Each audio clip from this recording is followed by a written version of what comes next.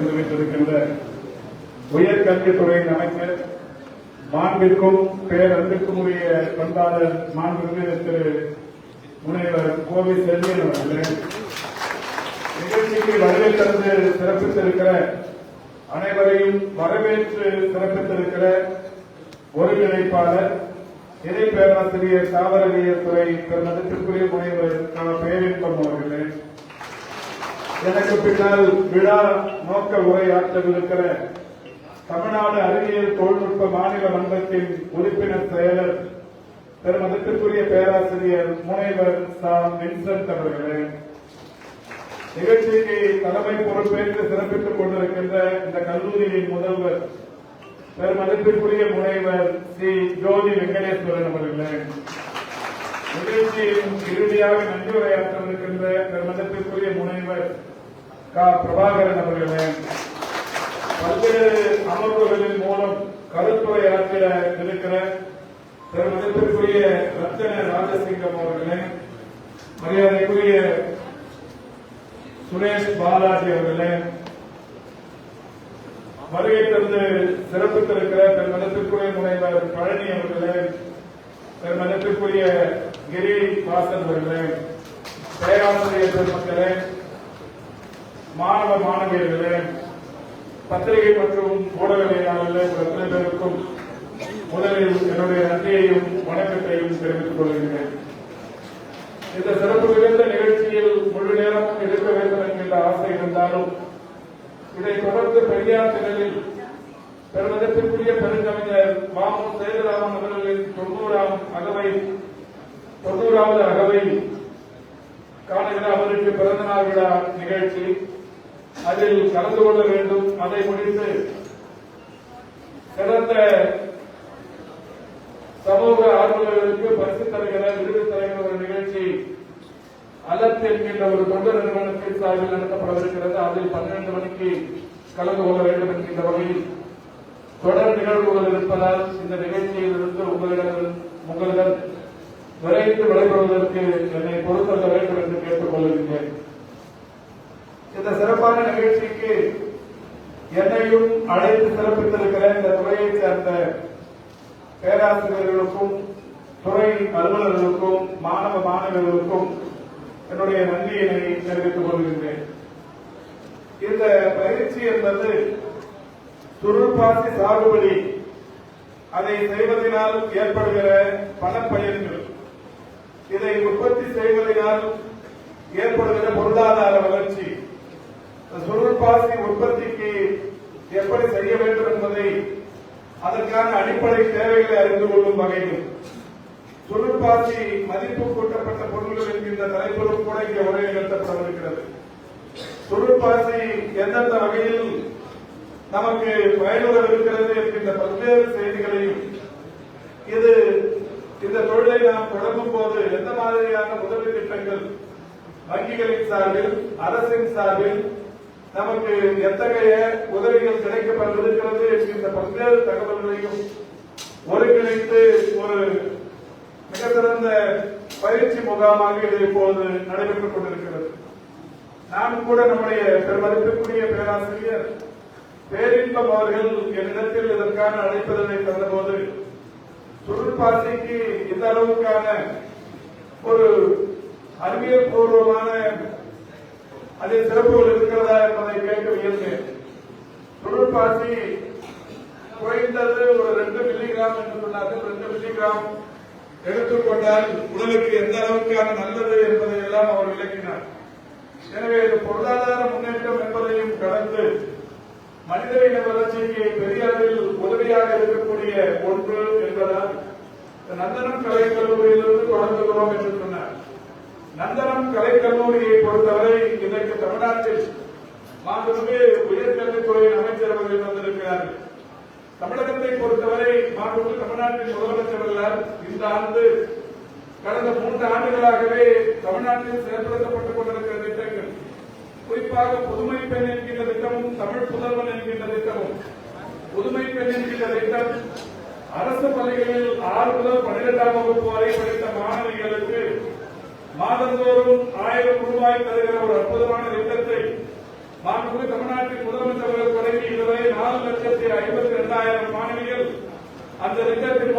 பயன்பெற்றுக் கொண்டிருக்கிறார்கள்.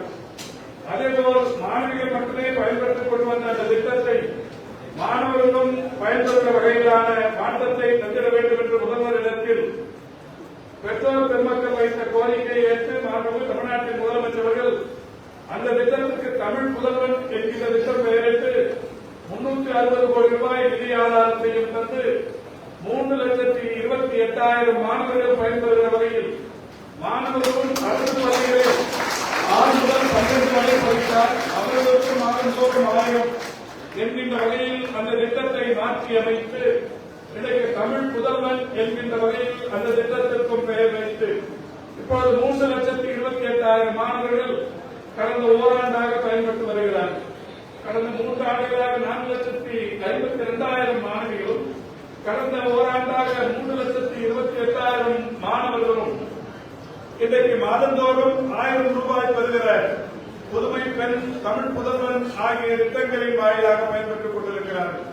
இது மட்டுமல்லாது மாண்புமிகு தமிழ்நாட்டின் முதலமைச்சர் அவர்கள் மாணவ மாணவியர்களுக்கு அடுத்து என்ன படிப்பது, திறன் மேம்பாட்டு பயிற்சி போன்ற பல்வேறு விஷயங்கள், வேலை வாய்ப்புகளை கற்றுத்தருகிற முயற்சிகள் என்று ஒரு புதுமையான நடவடிக்கையை எடுத்து அதற்கு ஒரு பெயரிட்டு நான் முதல்வன் என்கின்ற ஒரு பெயரோடு ஒரு திட்டத்தை தொடங்கி அந்த திட்டம் இதுவரை 28 லட்சம் இளைஞர்கள் பயன்பெறுகிற வகையிலான திட்டமாக அந்த திட்டம் இன்றைக்கு பயன்பாட்டில் இருக்கிறது. ஆக உயர்கல்வி படிக்கிற மாணவர்களுக்கு புதுமை பெண், நான் முதல்வன், தமிழ் புதல்வன் என்கின்ற பெயர்களோடு அற்புதமான திட்டங்கள் மாணவர்களுடைய வாழ்வில் மிகப்பெரிய வெளிச்சத்தை தந்திருக்கிறது. அதனால் தமிழ்நாட்டில் இந்தியாவிலேயே உயர்கல்வி படிக்கிற மாணவர்களுடைய எண்ணிக்கை கடந்த ஆண்டுகளில் அதிகரித்து வருவதை நம்மால் பார்க்க முடிகிறது. குறிப்பாக பெண்கள் 34% உயர்கல்வியில் கூடுதலாக சேர்ந்திருக்கிற ஒரு அற்புதமான அதிசயம் தமிழ்நாட்டில் நடைபெற்றுக் கொண்டிருக்கிறது. இப்படி உயர்கல்வியில் மாணவ மாணவியர்களின் சேர்க்கை அதிகரிப்பதும் மாணவ மாணவியர்களின் வேலை வாய்ப்புக்கு உத்தரவாதம் என்கின்ற வகையிலான நான் முதல்வன் போன்ற திட்டங்களையும் தமிழ்நாட்டில் முதல்வர் அவர்கள் செயல்படுத்த தொடங்கியதற்கு பிறகு இன்றைக்கு மாணவர்களிடையே ஒரு மிகப்பெரிய அளவிலான மகிழ்ச்சி நிலவி வருகிறது. இந்த நிலையில்தான் நந்தனம் கலைக்கல்லூரியில் சுருள்பாசி சாகுபடி குறித்தான ஒரு விளக்கத்தை சுருள்பாசி சாகுபடி செய்வதனால் நமக்கு ஏற்படுகிற நன்மைகள், மக்களுக்கு கிடைக்கவிருக்கிற நன்மைகள், இதனால் ஏற்படுகிற பொதுவான பொருளாதார வளர்ச்சி போன்ற பல்வேறு விஷயங்களை உங்களிடத்தில் எடுத்துச் சொல்வதற்கு இந்த பயிலரங்கம் இப்பொழுது உதவியாக இருக்கவிருக்கிறது. இந்த கல்லூரியை பொறுத்தவரை என்னை இங்கே பேசுவதற்கு அழைத்த நண்பர்கள் சொன்னதைப் போல இது சைதாப்பேட்டை சட்டமன்ற தொகுதிக்கு உட்பட்ட கல்லூரி. நான் இந்த கல்லூரி உள்ளடக்கி இருக்கிற இந்த தொகுதிக்கு சட்டமன்ற உறுப்பினராக இருக்கிறேன் என்கின்ற ஒரு பெருமை எனக்கும் இருக்கிறது. சைதாப்பேட்டையில் பல்வேறு பகுதிகளில் இருக்கிறது. முத்தமிழர் கலைஞர்கள் 1967 ஆண்டும் 1971 ஆண்டும் இந்த சைதாப்பேட்டையில் நின்றுதான் சட்டமன்ற உறுப்பினராகி முதலில் அவருடைய அரசியல் வாழ்வில் பொதுப்பணித்துறை அமைச்சராக ஆனதும் இந்த சைதாப்பேட்டையில் சட்டமன்ற உறுப்பினராக தேர்ந்தெடுக்கப்பட்டிருக்கிறது. அதேபோல் 71 ஆண்டு ஒரு முதலமைச்சர் வேட்பாளராகவே இந்த தொகுதியில் இருந்து சட்டமன்ற உறுப்பினராக முத்தமிழர் கலைஞர். அந்த வகையில் கலைஞரின் தொகுதியான இந்த சைதாப்பேட்டையில் இன்றைக்கு என்னை போன்ற எளியவர்களும் சட்டமன்ற உறுப்பினராக இருக்கிற இந்த சூழலில் இந்த கல்லூரியும் இந்த தொகுதிக்குள் இருக்கிறது என்கின்ற ஒரு பெருமை என்னை போன்றவர்களுக்கு தொடர்ந்து இருந்து வருகிறது. அதனால்தான் மேடையில் இருந்திருக்கிற இந்திய நண்பர் மண்டல குழுவின் தலைவர் திரு துரைராஜ் போன்றவர்கள் இங்கே தமிழ் பேராசிரியராக பணியாற்றிக் கொண்டிருக்கின்ற சொற்கோ என்கின்ற கருணாநிதி அவர்கள் மிக நன்றாக அறிவார்கள்.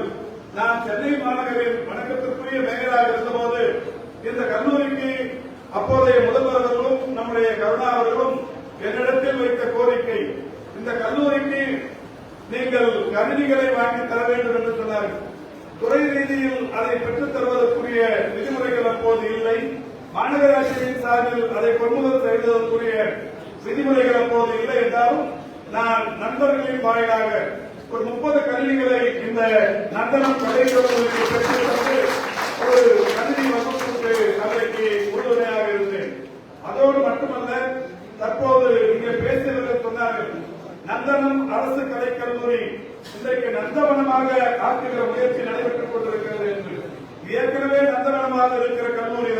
இருந்தாலும் கடந்த 3 மாதங்களுக்கு முன்னால் நம்முடைய பெருமதத்திற்குரிய கல்லூரியின் முதல்வர் அவர்களுடைய வழிகாட்டுதலோடு இன்றைக்கு சென்னையில் பெய்த பெருமழையும் அதைத் தொடர்ந்து வந்த புயல் பாதிப்பினால் மரங்கள் விழுந்த நிலையும் இதை கருத்தில் கொண்டு ஒரு நாட்டின் பசுமை பரப்பு 33% இருக்க வேண்டும். ஆனால் சென்னையோ அல்லது தமிழ்நாடோ 22% மட்டுமே கொண்டிருக்கிற இந்த நிலையில் பசுமை பரப்பை அதிகரிப்பது என்பது ஒவ்வொருவருடைய கடமை என்கின்ற வகையில் 321 மரங்களை இந்த கல்லூரியில் பயிர்கிற மாணவர்களின் பெயர்களால் மாணவியர்களின் பெயர்களால் இங்கே நட்டோம். அப்போது நடுவரோடு எனக்கும் கூட கொஞ்சம் அச்சம் வந்தது. மாணவர்கள் மத்தியில் சைதாப்பேட்டை முழுமைக்கும் பல்வேறு உயர்நிலை பள்ளிகளிலும் மேல்நிலை பள்ளிகளிலும் இதுபோன்ற கலைக்கல்லூரிகளிலும் நட்டிருக்கிறோம். 100% அது வெற்றியினை பெறவில்லை பராமரிப்பு என்கின்ற வகையில் நந்தனம் கலைக்கல்லூரி இதை முழுமைப்படுத்துவார்களா என்கின்ற ஒரு சிறிய சந்தேகம் என் மனதில் எழுந்தது. ஆனால் ஒரு 4 மாதங்களுக்கு முன்னால் நடப்பட்ட அந்த 320க்கும் மேற்பட்ட மரங்களும் ஒன்று கூட பழுதுபடாமல் 320க்கும் மேற்பட்ட மரங்களும் இன்றைக்கு செழித்து வளர்ந்திருப்பதை பார்க்கிற போது பசுமையில் இந்த மாணவர்கள் பசுமை பரப்பை அதிகரிப்பதற்கு மரங்களை நட்டு பராமரிப்பதற்கு நந்தனம் கலைக்கல்லூரி மாணவர்கள் எந்த அளவுக்கு ஆர்வம் உள்ளவர்களாக இருக்கிறார்கள் என்பதை அறிந்து கொள்ள முடிந்தது. குறிப்பாக நந்தனம் கலைக்கல்லூரியை பொறுத்தவரை சென்னையின் மாணவர்கள் மட்டுமல்லாது சென்னையை ஒட்டி இருக்கிற குக்கிராமங்களிலிருந்தும் ஏராளமான மாணவர்கள் இந்த கல்லூரியில் சேருகிற அந்த நிலை என்பது இருந்து கொண்டிருக்கிறது. எனவே கிராமப்புறங்களிலிருந்தும் வந்திருக்கிற மாணவர்களுக்கு இந்த பசுமை பரப்பின் அவசியம் தெரியும். அதனுடைய அவசியம் புரிந்த காரணத்தினால் இன்றைக்கு இந்த கல்லூரியில் மரங்கள் எல்லாம் மிகப்பெரிய அளவில் வளர்ந்து சிறப்பாக இருந்து கொண்டிருக்கிறது. அதேபோல் நான் இந்த துறை அமைச்சராக பொறுப்பேற்றதும் பெருமதத்திற்குரிய உயர்கல்வித்துறை அமைச்சர் அண்ணன் பொன்முடி அவர்கள் அவரும் நானும் இதே அரங்கத்தில் நடைபெற்ற ஒரு நிகழ்ச்சிக்கு வந்தோம். அப்பொழுது இருந்த முதல்வர் ஒரு வேண்டுகோள் ஒன்றை என்னிடத்தில் எடுத்துச் சொன்னார். இந்த கல்லூரியை பொறுத்தவரை இதை மேலும் வளர்ச்சியுற செய்வதற்கு 3 புதிய பாடப்பிரிவுகளை தந்தால் இன்னமும் கூடுதலான வளர்ச்சியினை ஏற்பட முடியும் என்று சொல்லி ஒரு 3 பாடப்பிரிவுகளை தர வேண்டும் என்று கேட்டார்.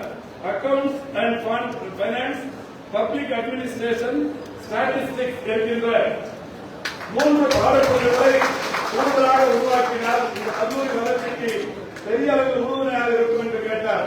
உடனடியாக நான் உயர்கல்வித்துறை அமைச்சரிடத்தில் தொகுதியின் சட்டமன்ற உறுப்பினர் என்கின்ற வகையில் அவரிடத்தில் என்னுடைய கோரிக்கையை வைத்தேன். நந்தனம் கலைக்கல்லூரிக்கு இந்த 3 பாடப்பிரிவுகள் வேண்டும் என்று முதல்வர் கேட்கிறார், நிச்சயம் தர வேண்டும் என்கின்ற வகையில் என்னுடைய கோரிக்கை வைத்தேன். மாண்புமிகு உயர்கல்வித்துறை அமைச்சர் பொன்முடி அவர்கள் உடனடியாக இந்த 3 பாடப்பிரிவுகளை இங்கே தந்து இப்போது கடந்த 3 ஆண்டுகளாக இந்த 3 பாடப்பிரிவுகள் இந்த கல்லூரியில் நடைபெற்றுக் கொண்டிருக்கிறது என்பதை மகிழ்ச்சியோடு தெரிவித்துள்ளேன். இப்போது கூட நம்முடைய கல்லூரியின் முதல்வர் இன்னமும் ஒரு 3 பாடப்பிரிவுகளை வேண்டும் என்று கேட்டிருக்கிறார். நிச்சயம் நம்முடைய அமைச்சர் அடித்தட்டு மக்களின் நியாயமான கோரிக்கைகளை அறிந்தவர். அந்த கோவில் செல்வியவர்களை பொறுத்தவரை அமைச்சர் என்பதையும் கடந்து அடித்தட்டு மக்களின் பிரதிநிதியாக தமிழகத்தில் வரம் வந்து கொண்டிருக்கின்ற ஒரு அற்புதமான பண்பாளர்.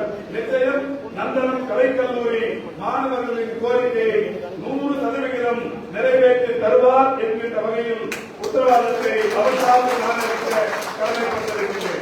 இந்த கல்லூரிக்கு பல்வேறு வகையிலான அடிப்படை வசதிகளும் தேவை இருக்கிறது என்று சொல்லி ஒரு 10 நாட்களுக்கு முன்னால் அவருக்கு நான் தொலைபேசியிலும் அந்த துறையின் உயர்கல்வித்துறையின் செயலாளர்களிடத்திலும் கூட சொல்லியிருக்கிறேன்.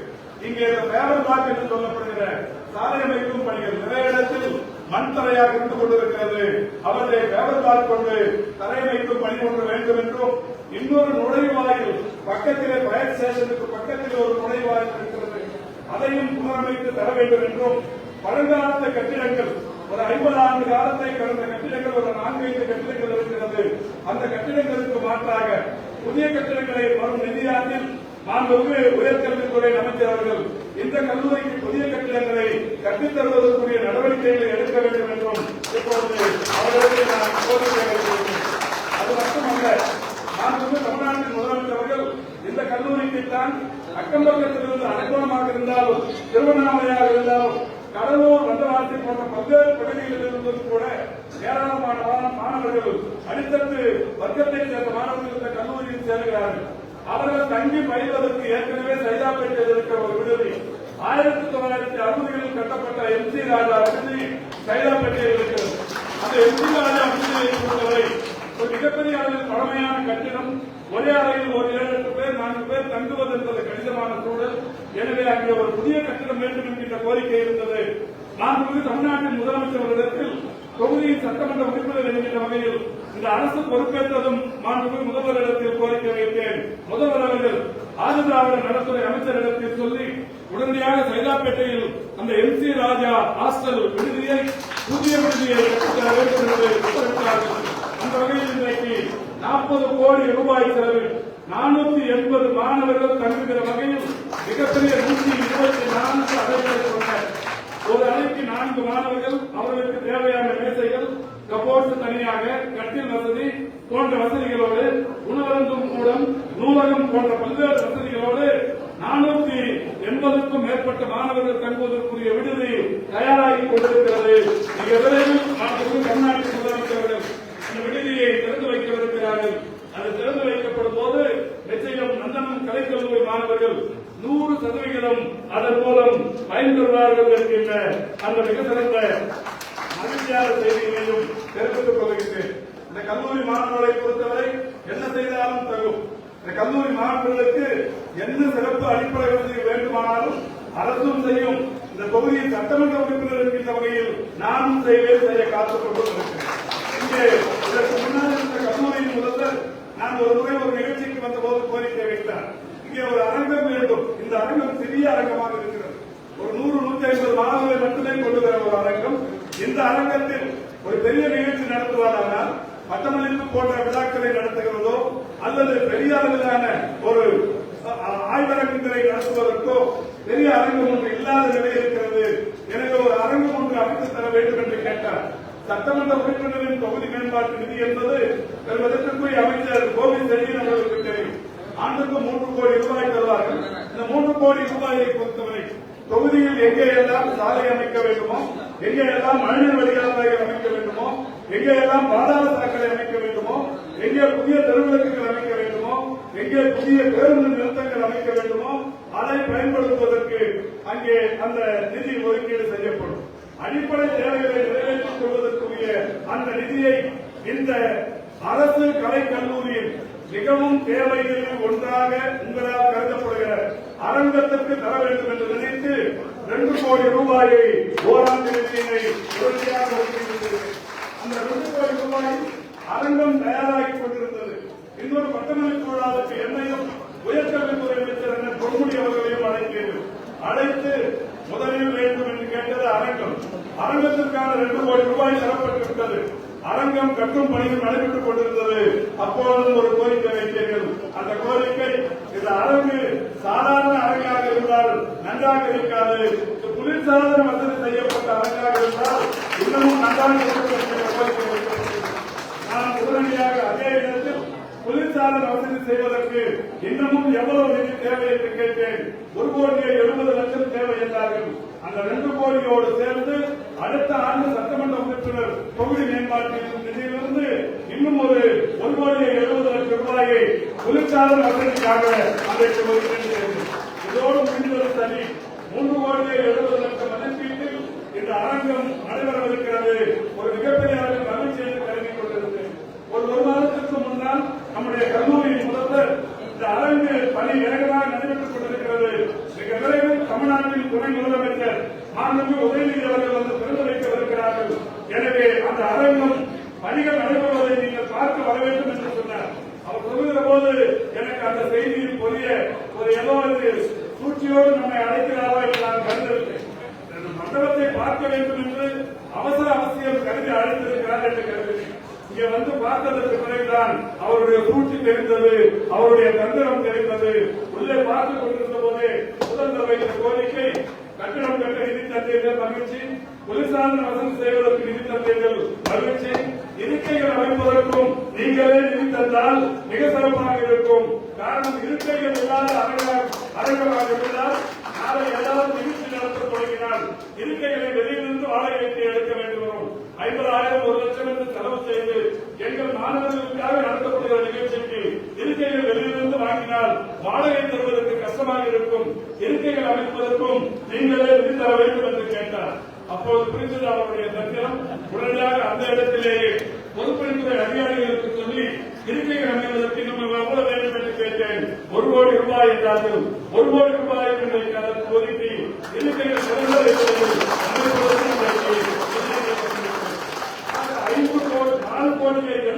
மதிப்பீட்டில் அந்த அரங்கம் கட்டும் பணி இப்போது நடைபெற்றுக் கொண்டிருக்கிறது. இதையெல்லாம் சொல்வதற்கு காரணம், இந்த மாணவர்களுக்கு எதை செய்தாலும் தரும், என்ன செய்தாலும் தரும். ஒரு வாரத்துக்கு முன்னால், ஒரு 3-4 நாட்களுக்கு முன்னால் செய்தி ஒன்றை பத்திரிகைகளில் பார்த்தேன். அரக்கோணம் ரயில்வே நிலையத்தில் மாதவன் என்கின்ற மாணவன், விக்னேஷ் என்கின்ற மாணவன், இன்னொரு மாணவனின் பெயர் ஜீவானந்தம் என்கின்ற மாணவன், 3 மாணவர்கள்